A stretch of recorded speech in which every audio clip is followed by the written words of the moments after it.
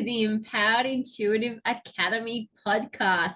I am one of your hosts, Tay, also known as Kainuk Witch on Instagram and Facebook.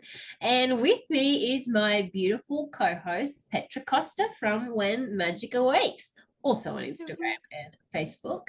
And today, to kickstart season 2 of our podcast, which if you haven't, go back and listen to all of our previous episodes, because how else are you going to understand the beautiful tapestry we have been weaving over these months? But today, to kick us off, we are chatting about Backrooms and Mirror Worlds. That's some disturbing shit. That is some disturbing shit. And honestly, my understanding of Backrooms as a concept started from horror games and horror films. There's always, you find yourself as the player in, or as the, protagonist in this situation where you're in this sort of apocalyptic place where it looks like your world, but you know and you feel that it's not your world, and everything is abandoned and desolate and decrepit, and then you've got to contend with the fact that around every corner there might be some freaky creature looking thing that might have been human once but is definitely not human anymore, coming out to get you for some reason. So where did the Backrooms begin? Where did the Backrooms begin? Well, this is a really interesting concept because obviously the Backrooms, or not obviously, but they began on the internet. Someone's posted a thread purely just of an image that was basically supposed to resonate with people, saying it's a very ordinary image, but for some reason it's creepy. Yeah. And it was the first one that came up, obviously, was, if you Google it, one of the first images you see is a yellow-based room with yellow carpet, very dingy looking, fluorescent lights, and it's very like maze-like. You can see one room after another room that you know that when you move into one, you'll be walking into pretty much the same thing again.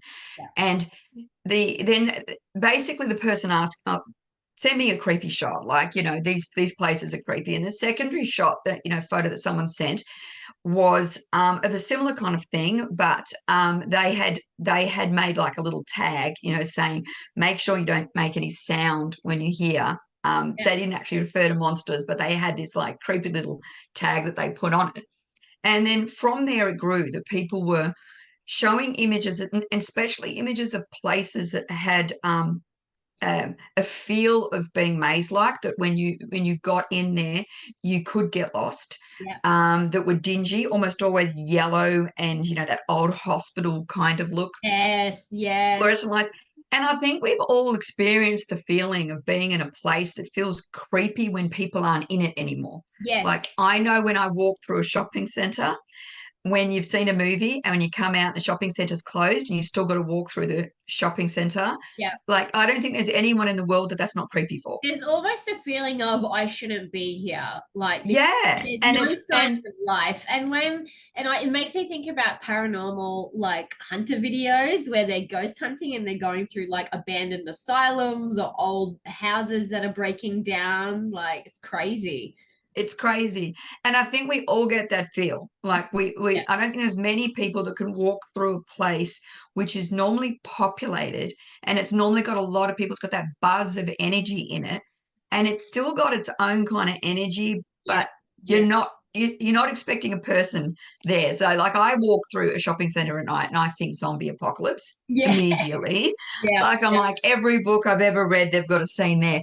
But this sort of like morphed into a thing where people were just posting online about the Backrooms images that would give that kind of vibe. Yeah. And from there, it became a real thing. Yeah. And there were like devotees to the concept of the purest form, where it was just literally creepy ass images, whether they were real or, computer generated, that would just give you that feeling of desolation, that, just an icky feeling when you looked at it.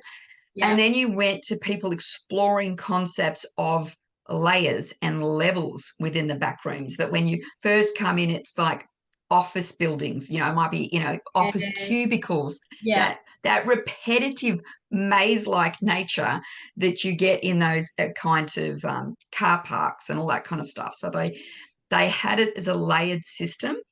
And when I was investigating this, I was sort of like, okay, yeah, I can get that, different lasers. The bottom level, from what I can see, or the top level, depending on which way you work your way through the back rooms, is a wheat field or a cornfield. Yes. And I'm just saying you've gone too far. Oh, wait, that you know what that reminds me of? So I'm just, as you're talking, I'm sitting here thinking about Slender Man and how big of a phenomena that became. And if you played the original games, there was always cornfields or the forest. Like going into the forest at night is not somewhere you should have been, because Slender Man was going to pop up out of nowhere. And, and in those games as well, there's no contact to the outside world or anything. It's like you're almost in another level of existence entirely. And the only things that you do come across are creepy ass monsters that have either mutated, or they're zombified, or they're just non-human entirely, which makes games like Cry of Fear, which is an old indie game, Slender Man, Amnesia, Outlast, almost, because it's set in an asylum mainly. You enter these places and it's like you've entered another universe, and it's somewhere you shouldn't be. It's somewhere you shouldn't be. You shouldn't be. It's somewhere you shouldn't be. Now, this is the interesting thing. I had never heard the term, and I've got to try and find it. But is it you no clip or you unclip? What's the term? To get into, it's no clip. And the term no clip, that's how you get into the back rooms, and where it's basically where you disconnect with reality. And the term was first used in a video gaming testing place where they would put people in the game, and because you wanted to see how these little, the little hidden little Easter eggs and things were in the video game, you didn't want to have to work your way through the whole game to test them. So they were able to no clip from it so that they could just jump straight to the bit that they wanted to, which means they basically moved from one section to another section without going through the normal mode of doing that. Which is when Backroom started going crazy, and I feel terrible because I can't remember the name, because it came out on Creepypasta first, but there was that guy on that I just looked at one of the pictures of one of the scary things in one of the back rooms. I should have done that.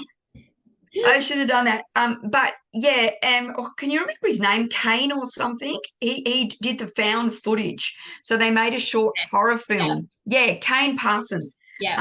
Made a YouTube video adaptation, basically saying that there was found footage from the back rooms, and put forward a whole storyline behind the back rooms and how you get there, and the evil organization that had found a portal into this parallel universe that you could just slip into. But once you were in there, everything was glitchy. Which is what we've said, you can't get out until you go through the paces. Like, there is no shortcut. There's multiple paths and ways to go about it, but there are no like, bloop, I can go over here and just be at the end, and that's it. You've got to endure the torture, be that horror or sci-fi or whatever in Origin, to get through it. And it's funny because that makes me, and when I was looking into the backroom phenomena and that, it reminded me of a lot of examples in mythology where people entered these different realms or states to, like Dante's Inferno. He has to go through the 9 levels of hell to get the soul of his wife back, which, originating from the Greek mythology of Orpheus, who also descends through the realms of Hades to get Eurydice back. And those types of labyrinth, maze, underground descent journeys, I really feel may have inspired these backrooms phenomena a little bit, like, because in these mythologies and these stories that have been handed down to us, these realms are always described as looking like ours but being slightly off, or you go in there and you feel, you know it, you're not supposed to be there, this is not your house, essentially. Yeah, and there'll be clues that let you know that you're not where, even though it feels a little bit familiar, you might not be able to pick the time. Yes. That there might be artifacts from a different time, whether it be from past or things that look more futuristic, that there's this merging of times. And we see that in so many games, like even Call of Duty Zombies, when you go to, you know, certain places, it has that feel. But yeah, I looked at it. I've always looked at Backrooms and seen a labyrinth. I've always, you know, associated it with that kind of story of, you know, labyrinths and that kind of thing, and mazes, and you can't get out of it, and you're in all sorts of trouble. It's almost like having to put the breadcrumbs behind you so you can find a way back and find your way and back. find your way out. And it was interesting because when I was looking at it, I thought there was going to be way more when I looked into labyrinths, because I've so much of the kind of fiction stories that I read with Stephen King and all of that kind of stuff have a little like nods to this beautiful, you know, mythology. And like there was one story I was telling you about, and I can't find the name of it. If anyone knows it, it's a Stephen King short story that he wrote, and it was basically about people going into a housing estate, and they drove into that, or they actually walked into the housing estate thinking it was a shortcut, and they just can't get out. So because it just keeps looking like it replicates around them, that it everywhere they turn looks exactly the same. They think they've, you know, noticed something, that the park was on their left-hand side, and they walk past it again. And eventually it's just a big spider's web, for want of anything else. Behind these things too is it's purposefully disorientating. Yes, exactly. It wants you to get befuddled. It wants you to go in there. And so I've read so many stories that have this concept of getting into a maze. You know, we've seen the movies, we see all this kind of stuff. So I thought, oh, this is going to be, I'm going to be inundated with information to try to get, you know, some details on labyrinths.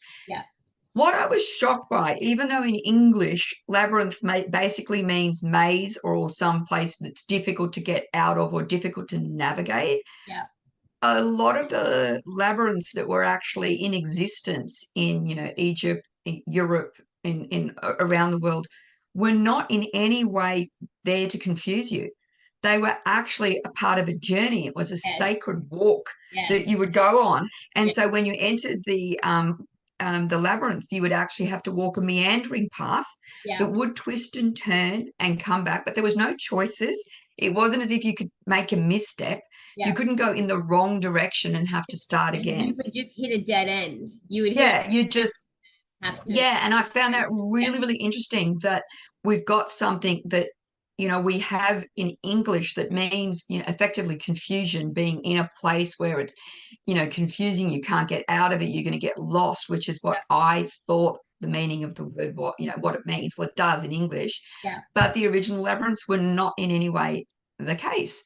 They actually had them on church floors, that as you walked into a church, they would have it on the church floor and you could just follow it. And it was a path of enlightenment.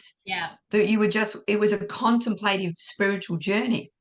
And there's a lot of like spiritual sort of practices nowadays being inspired by walking the labyrinth. I know in New South Wales they have Crystal Castle, and they've got like a mini sort of labyrinthy thing that you can walk to get to the center, and it's supposed to be like a little walk of enlightenment. At the Woodford Folk Festival, they have one set up each year as well, and it's just sort of to bring you back into presence with yourself and acknowledge that you are on a journey towards, you know, you wish to achieve or desire. But I also think of like the resurgence of a symbol like the Minoan labyrinth, or Hecate's labyrinth, which, you know, descends from Greek mythology and the legends of the Minotaur and Ariadne and all that. So, which is funny because in that mythology, we've got the appearance of a creature lurking within the labyrinth Lurking. to sort of like get you to hurry the fuck up out of there before it boards you. Yeah. Yeah. And even more when you do an extension that actually you weren't going to get out of there, because I think there was only one person that actually conquered the labyrinth. Yeah. Everybody else just went in there as sacrifices so they could get chomped on. Yeah.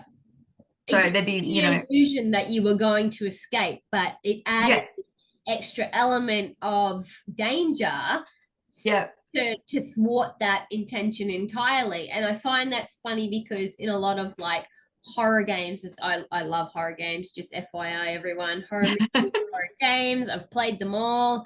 You know, and it doesn't matter what it is, sci-fi, mythology based, supernatural based. They're all good.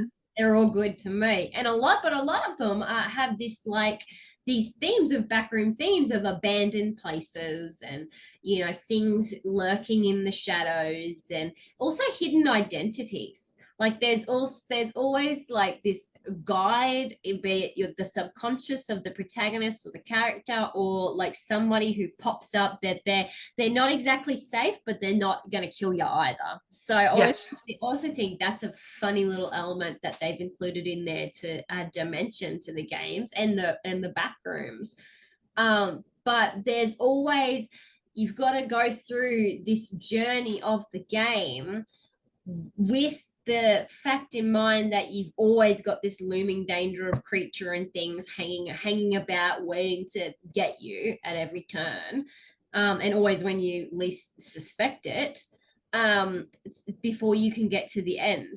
And that I think it's funny how all of those, like these modern interpretations of those deep inner fears of humanity are coming through with Backrooms. Exactly. We don't want to be lost. No, we don't want to be lost. We want to know how to get home. Yeah. And we want to have a clear path forward, or at least a way that we can do it. And we don't like what's going to be around the corner. We fear what we can't see around the corner. Yeah. Yeah. Like it's just, and it's all logical, you know, it's all logical fears. It makes sense, but it does really seem to me like the Backrooms are just a modern interpretation of the labyrinth mythology, and I kind of gotta love that. I gotta love that they're redoing it. Now, I just need to make a point though, in terms of mythology, these labyrinths go back a very, very long time. Like in terms of churches, you see them in Christian use in churches back to 100 AD. But in terms of on paintings and potteries and coins and that kind of stuff, you know, from Greek mythology and all of that kind of stuff. Coins, we're talking that pottery goes back to 670 BC in terms of when they first had the minute. And it's easiest to find based on the Minotaur. It's easiest to find there in terms of the paintings and the potteries and all that kind of stuff. But we're talking, this is going back a real long way. Original Backrooms, guys. These are the original Backrooms of antiquity. Absolutely. You know, what makes it even Socrates or someone turn around and go, this would be funny to fuck with people. Like, let's tell people that there is an alternate place that you can go and you can never escape. You never escape. See how it gives them the jeebies. Like that was their version of horror games. Yep, absolutely. Now, when you sent me an amazing YouTube link, I did. When you were looking at Backrooms, which brings us around to the concept of mirrors and mirror worlds. Yes. How do we get the connection? How do these connect? Well, I found it fascinating because, like you said earlier, in a lot when we were sort of doing our little pre-podcast debrief, a lot of these backroom places have mirrors and things, and the backrooms and these like little pocket dimensions themselves are often mirrored by our world and, you know, the elements of our world, like, but they're just slightly off. And so mirrors come into it because they're often seen as portals or entryways or gateways into these other liminal spaces. And when I watched the YouTube video that I sent you on the explaining the backrooms theory, which I really needed to sort of quote that video because I really enjoyed it. but I can't remember who the fellow was. I'll get onto that. I'll link that in the description for anyone. So pretty much it was going on the theory that backrooms are pretty much just the in-between between our world and the mirror and a mirror world. Pretty much the mirror world is the same as ours but in opposition, and that this is something that has naturally occurred through the creation of the universe, to balance out the matter and the antimatter that makes up our universe. And our universe, our world that we know, is made up of matter. So we have the positive neutrons, electrons, everything that makes up everything, subatomic particles, etc. We're going to be here all day explaining that, because it's fascinating, and we all know how much Petra loves subatomical theories. Yeah. And then the other world is made up of antimatter. So that's all the things that are in opposition to us. And in the back rooms, this is a place where these two worlds come together.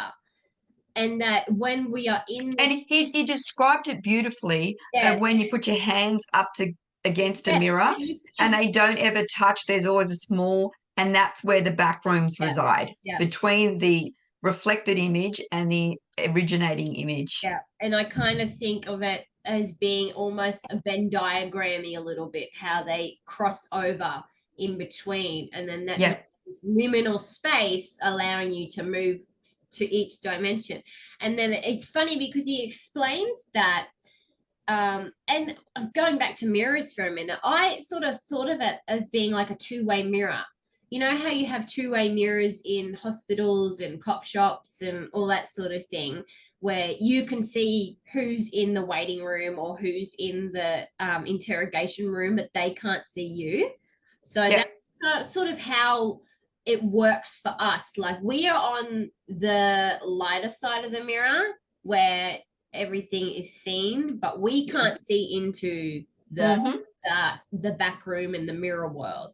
So when we're going into the back room, we're crossing that threshold of now being able to see that side, but not being able to see our world anymore.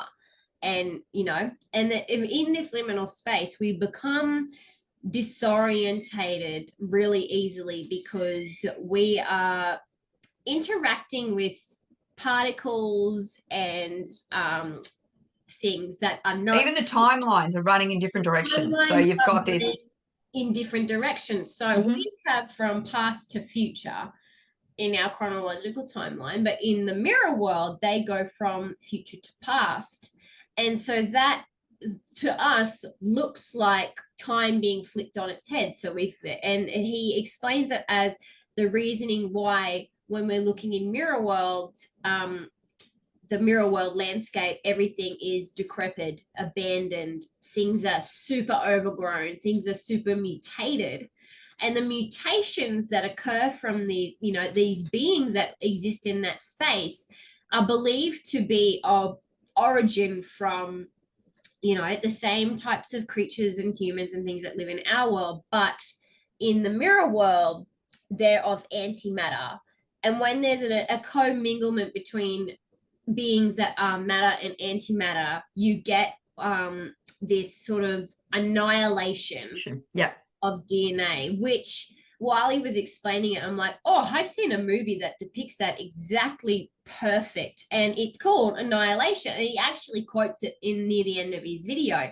And it actually is scientific theory. It's not, it's scientific fact that when matter and antimatter collide, they both are effectively destroyed in the form that they are, but they create something is created from that. Because we can actually do that in small doses. Like we can actually scientifically replicate annihilation. So that's not something that's science fiction, it's science fact. Science fiction, which absolutely blew me out of the water, because I was from somebody who has a understanding of biology and how cells work and things like that from my you know, tertiary education, that it made perfect sense, and I could understand how that would actually happen. And through the process of annihilation, you get new forms and strains of DNA, creating these beings that can live in the backroom space. So, Yep.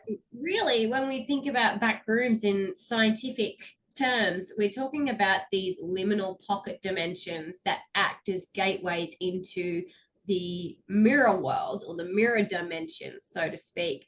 And I guess where mirrors come into that, just to come back around, is that mirrors and bodies of water and places where you go from one state of being to another. The oldest example of this I could think of is caves. Because when you're entering a cave, there's a whole other realm on the side that looks like ours, but it's completely different and turned on its head. And you get the feeling you're not supposed to be in there. And you can get lost quite easily.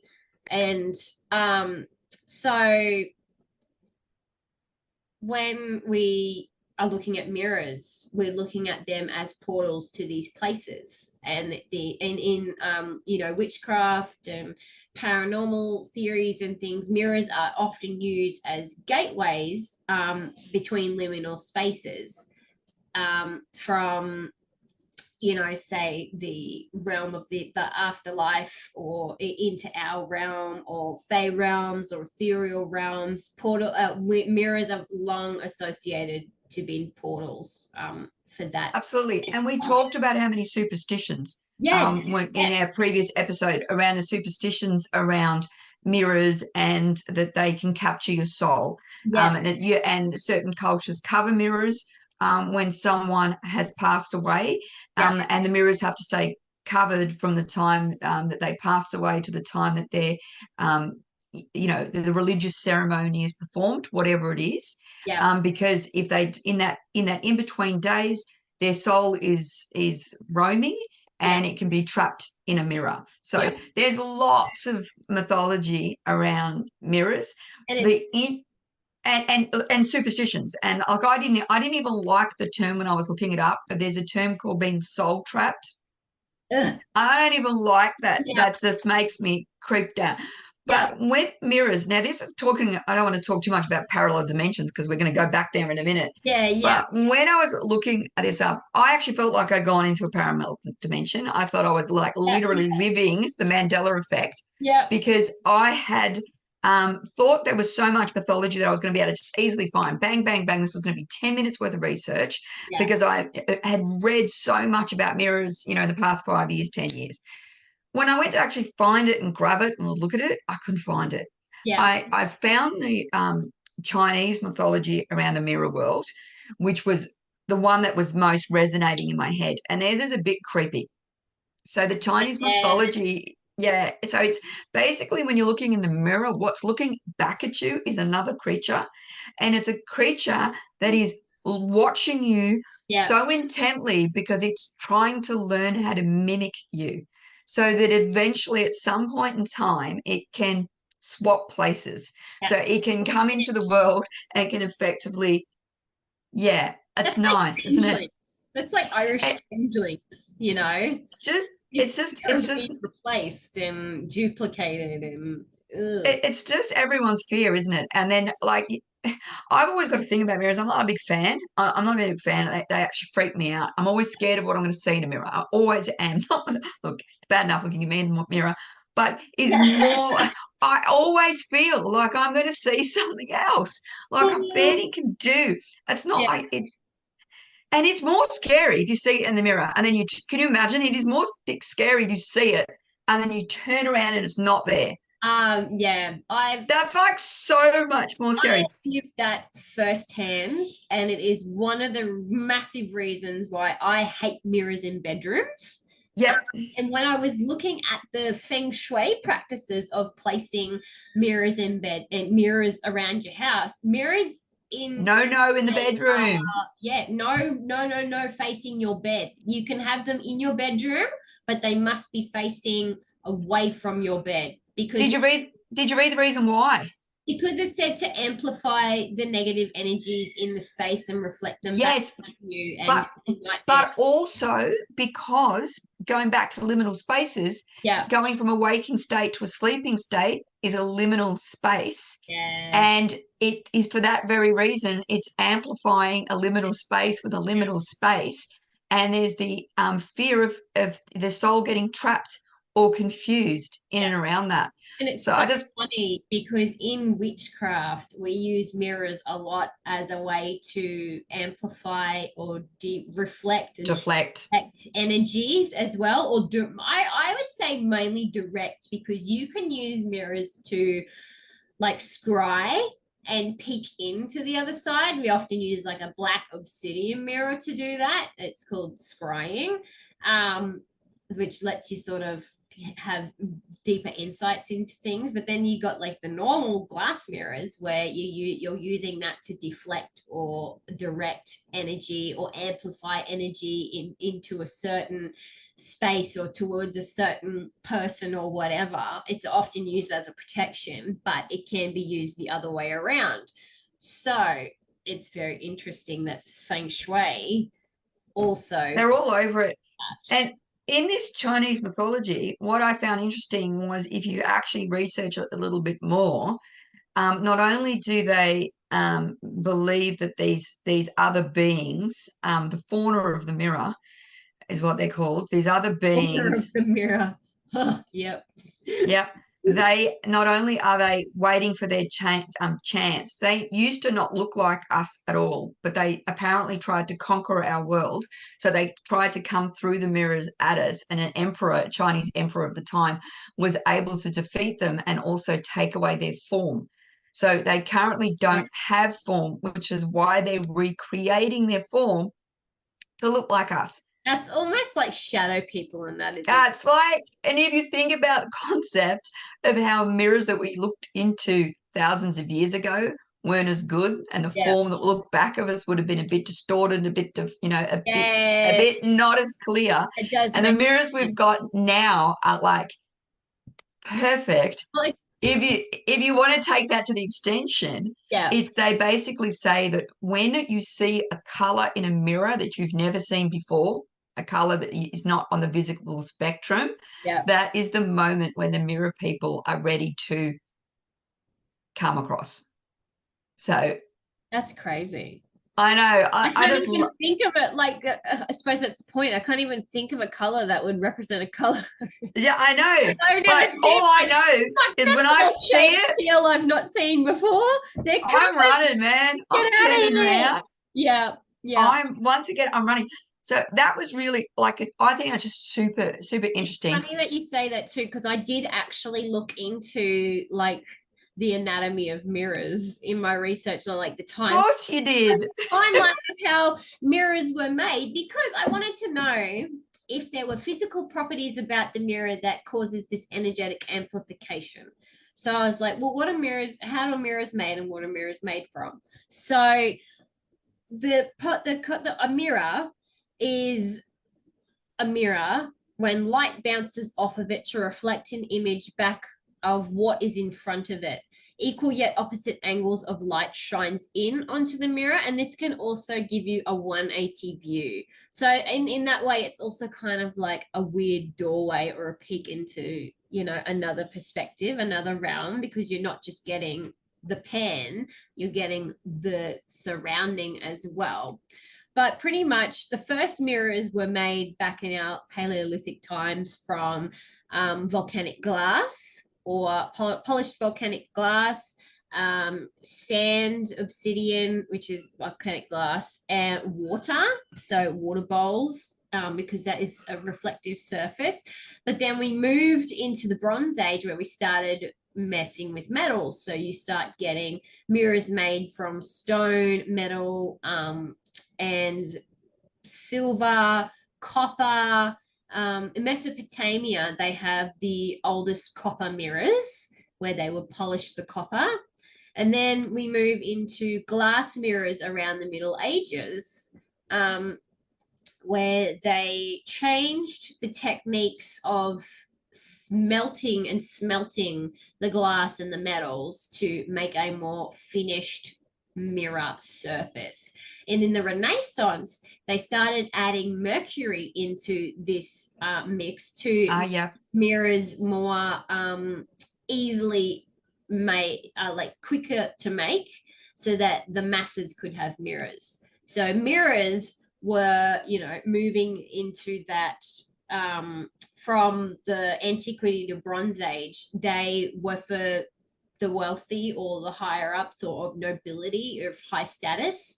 You could have mirrors. In Rome, the superstitions around the mirrors breaking because they were friggin' expensive. Therefore, hiding it in the dirt under moonlight if you broke your mirror. Also with the 7 years bad luck thing. I'm referring back to an old podcast episode. If you haven't watched it, the one on superstitions, get on that. You'll understand what I'm talking about. But so in Venice, they added mercury to the smelting process to make it quicker to, get that polish and everything and mass produce mirrors. And then we have the Industrial Revolution, which was the first instance of using silver nitrate to tint the glass and get that super reflective finished polish that we see in day mirrors today. But when I was looking at that, and this is kind of funny tangent loophole, bring it back around, I had the idea of mirrors in your eyes. Now, everyone says eyes are the gateways to the soul. And I was thinking about how mirrors work and how vision works. So for us, we have things in our eyes called retinas. And retinas are the cells in which the light comes through our eyes, hits the retina. The signals are then triggered in the optical nerve, which then goes to our brain to produce a vision.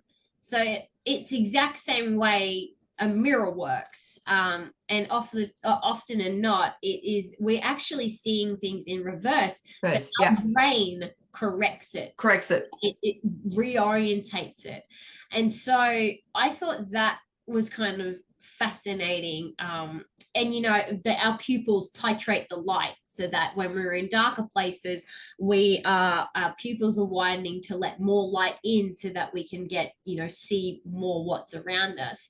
But in like light scenarios, our pupils decrease so that less light comes in and that we're not overwhelmed by light and all the color and things like that. So linking that background to like backrooms and mirrors and all that sort of thing, I just found it interesting how this concept of mirrors being able to give you that different perspective of the same thing and make you feel like you are, like, even just looking in a common mirror, like I have a big mirror next to me, so I'm looking at it while I'm talking, but like just feeling like there's something else on the other side of that, and that you're only seeing what your side of the two-way glass wants you to see. And when you gave that analogy of the one-way mirror, I was thinking, what happens for the people in the mirror world? Obviously, they're not looking at their reflection; they're looking through it. It is a one-way mirror for them. We're just, what we're seeing. Who knows what it is, whether it's a reflection or not. But I just imagined, and it's sort of like this disturbed me a little bit, that it's almost like we're the zoo, and those are the portals. And every time we walk in front of the mirror, we're grabbing the attention of the people that are visiting the zoo. Yeah. You know what I mean? The people in the mirror world.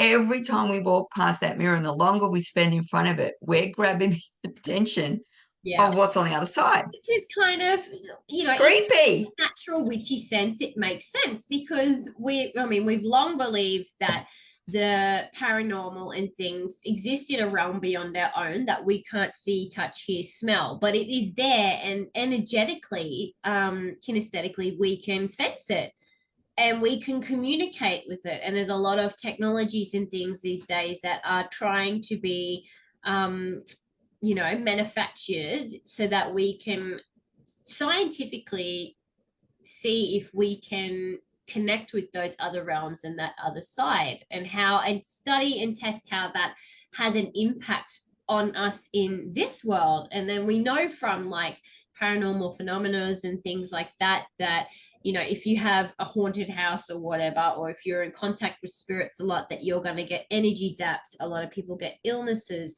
They might have visions or dream disturbances, you know, things like that. And I think the same, and if that can be a thing that we sort of believe in and understand, and I think it's not too much of a stone's throw to say that the mirror world is absolutely possible in that same context. Yeah, well, all I can say is when I was looking up mirror worlds, and I'm going to go science now. Yes, yes. Sorry, everybody, I'm just going to quickly delve into science. No, I think only because anyway. only because when you mentioned the fact that energetically, like there might be a level of transference of energy that's also coming through these portals and liminal spaces. Yeah, There's a couple of bits of science I'm going to throw at you. Yes. In fear of the fact that I might be sounding like the people who are trying to use quantum physics to explain something that it shouldn't. But when the first thing, and I challenge anyone to do this, go on Google, go on, you know, wherever, Bing, whatever it is you do your searches, type in mirror world and see the first hit that you get. And the first hit that you're more likely to get will be a shopping site trying to sell you a mirror, right? Yeah, So ignore that. Yeah. But the second one will be a scientific paper that is studying the concept that recently science has been led to the conclusion, as we were talking before about the mirror world that was created when the Big Bang started. Yeah. Now, there's all of these different anomalies in quantum physics and particle physics that just don't make sense. And one of the things with the maths doesn't add up. But if they add certain quotients or certain variables, they can get the maths to add up. And one of them they were talking about, which is the thing that there's been puzzling them for a long time, is the expansion of the universe. And when they study the metric of the expansion of the universe that is closer to us is expanding at a different rate than the primordial universe that's a long way away from us. It's actually expanding at a faster rate than what we're doing here. Yeah. Now, we can talk about metrics as to how we're measuring it, but it actually is a tangible number that we can include that, and it's called the Hubble constant. Yeah. And we can include that into our mathematics, and all of a sudden, our mathematics starts making sense. Yeah. And we can start predicting things in quantum physics that we wouldn't be able to do with our standard maths. Yeah. Now, why is that important? It's important because when you go through the logic of all of this, it actually points the finger that there is, in fact, a alternate universe, because the matter doesn't make sense mathematically either in terms of the balance between positive negatives and the symmetry of the universe. It doesn't quite make sense. But if there was another, as we were saying before, another universe that was a mirror world that was created at the same time, this Hubble constant makes sense. All of a sudden, it is not a variable that we need to add. The maths works together. Yeah. And it also explains dark matter. And this is where I got, and I'm not going to go into it. I'm going to stop myself. Yeah. But there's matter, antimatter, dark matter, and negative matter. Yeah. Matter and antimatter are both proved and tangible and measurable. Dark matter is not measurable because it doesn't emit any energy. Yeah. So it can't be measured because it doesn't. We can't tangibly use it, measure it in any way. Yeah. But this mirror universe concept actually really does point the finger in dark matters. Saying that, look, it really does, exist. It says to be 95% of the weight of everything in the background, gravitational fields. Yeah. But just so everyone knows, we're not in this science. We're not talking about another universe where there's an anti-Tay walking around or an anti-Petra walking around. That's not that. That's the Backrooms mythology. That's not what this is saying. Yeah. This is more about a place that is negative in terms of the mass and the energy and all of the things that are within it. Yes. Time would run in the opposite direction. Yeah. But the interesting thing is they are actually linked through gravitational force.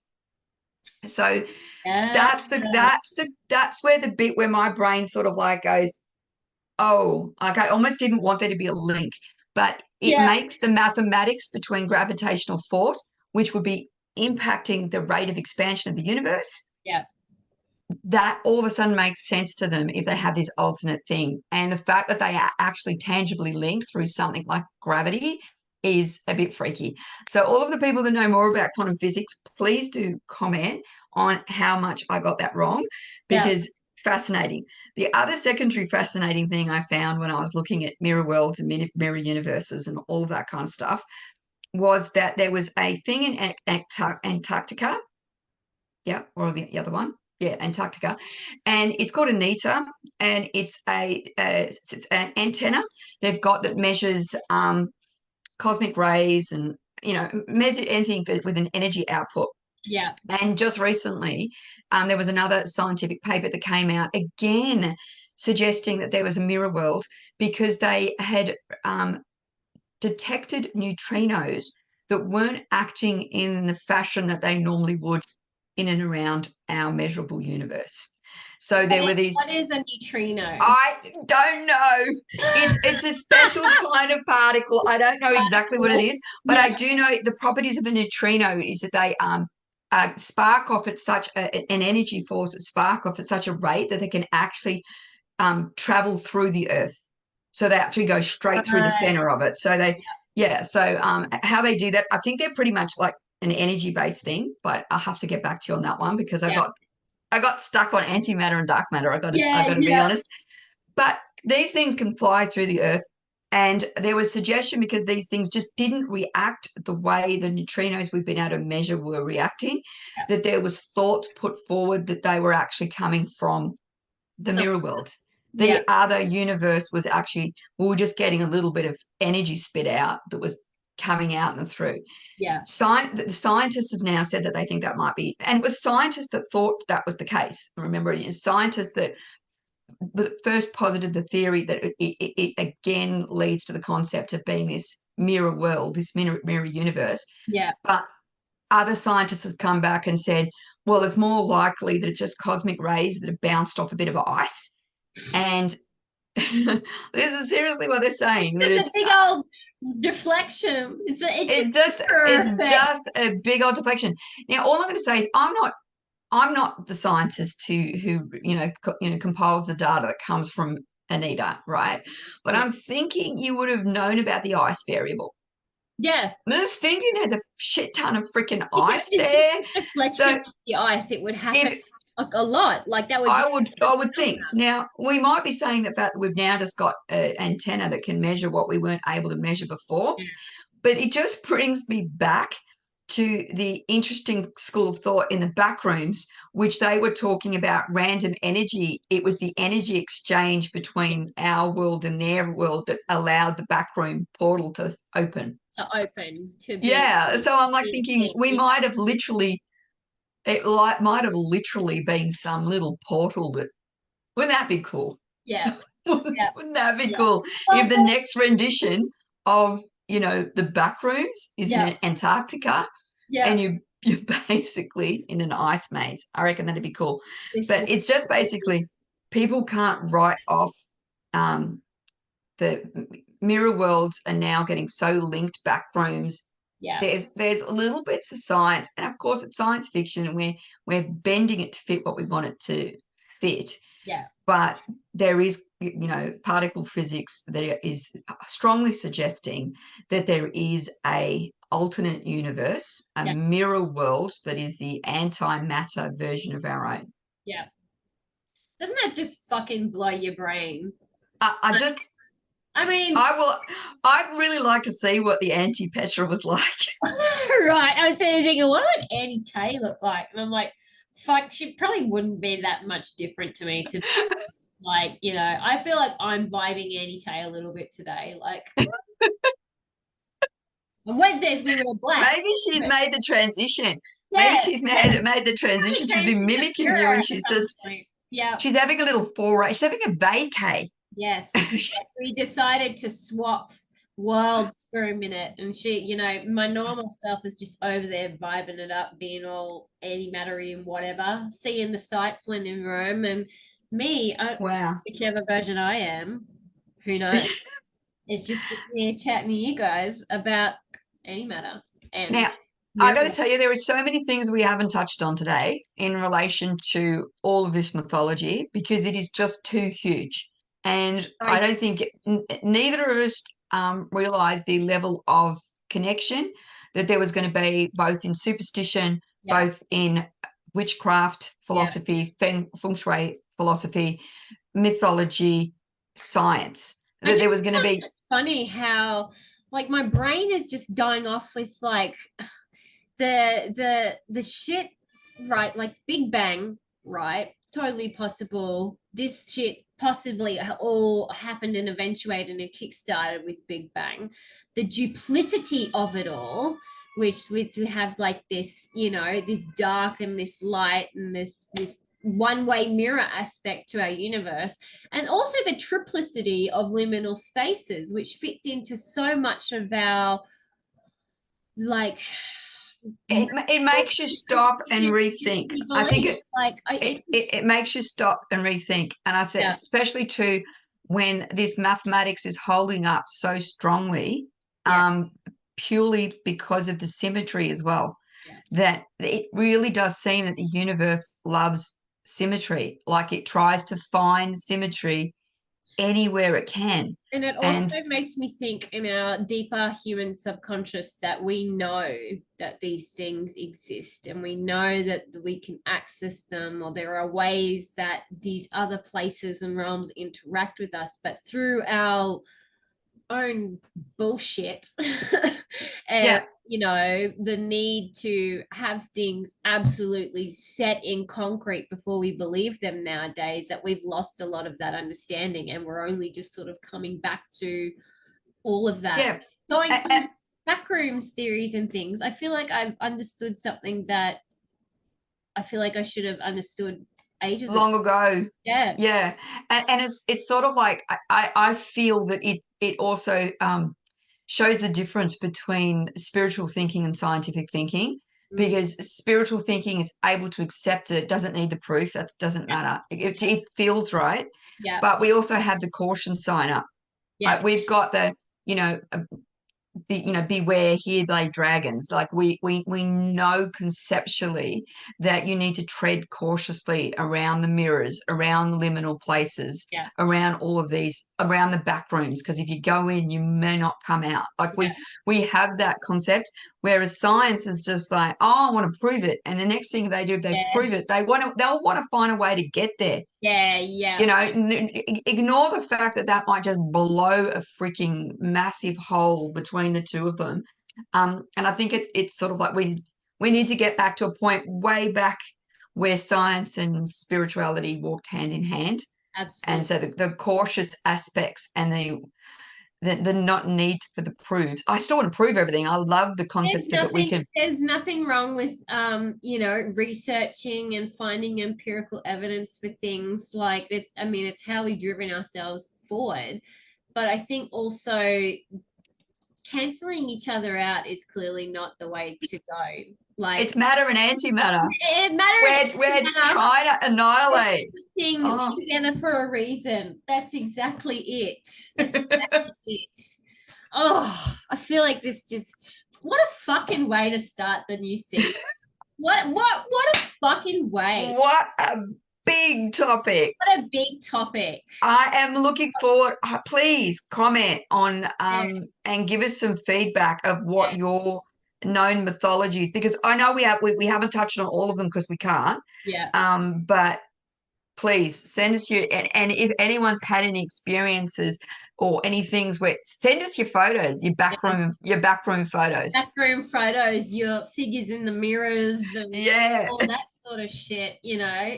Or even any like theory videos or, you know, pop culture references to backrooms and things, like send them to us. Yeah, we're here for it. I love that shit. That movie I watched, Annihilation, go and check that out. That's far out, but it honestly, it's the best way to forget. Yeah, it's got some freaky bits in it, that one. It's got some really freaky bits. Yeah. So what are we talking about next week? Oh my gosh. Crystals. Where is we're talking about? Yeah, it's crystals. Fact or fallacy, I think you find. Yes. Fact or fallacy. Oh. And tell me that's not going to bring us back to mirrors and the crystal formation in a mirror. Thinking quartz is Yeah. it which is what went into the first mirrors or helped Yeah. the first mirrors. Tell me we're not going to come around full circle, but that's what we'll be talking about. Crystals. Our crochet pattern of fucking empowered intuitive madness continues. Oh, well, thank you everyone for joining us for our first step season 2 of the podcast. And remember to like and subscribe to our YouTube channels, Spotify, give us a follow, share us with anyone who you think would love us. We would love to entertain them for a little while each Wednesday when our new podcast episodes come out. And also check out our academy itself, because we have a new course that's come out. And if you are someone who is wanting to make their own deck, that is probably something worth checking out. And we have an early bird offer on that. So go to the actual academy. It's in the link tree, in the descriptions. Check it out. And I think we should close this episode by talking about a cat. So, as always, remember, people, curiosity may have killed a few cats, but there is no growth in ignorant bliss. That or the cat just found the portal to the mirror world and was all like, what's this? And it got to the other side of like, this is not where the food bowl is. And then encountered its like antimatter self, which was all mangled and zombified. Its guts hanging out. And it's like, fuck. That's where you went. This just got real weird. Real quick. Yeah. Yeah. All right. See everybody next week. See ya. Bye. Bye.